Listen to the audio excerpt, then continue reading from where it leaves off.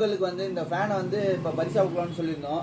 இப்போ பொங்கலுக்கு வந்து ரொம்ப நாள் இல்லை, இப்போ இன்னும் ஒரு 2 நாள் தான் இருக்குது. அதனால் அந்த 2 நாளுக்குள்ளே 3 பரிசையும் கொடுத்தாகணும். அதனால் இன்றைக்கே இந்த ஃபேனை வந்து நம்ம யாருக்கு உழுதுன்னு பார்த்துடலாம். ஓகே, பார்த்துடலாமா? யார் இந்த அதிர்ஷ்டசாலின்னு தெரியும்.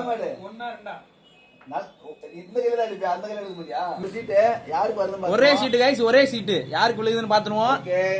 அதுல 2 சீட் இருக்கு. அப்ப திருப்பி குளுக்குங்க, திருப்பி குளுக்குங்க. என்ன நம்ப மாட்டாங்க, கண்ண முடிக்குங்க. ஒரு சீட்டு தான்டா இருக்கணும், உன் கையில தடனாது தெரியுமேடா. Punniyakumar bro, hi bro, hi bro. நல்லா அப்படிதான் ஒரே சீட்டு.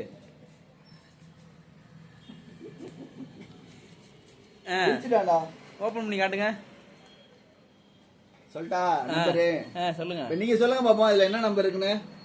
சொல்லிட்டாங்க 16. Okay, number 16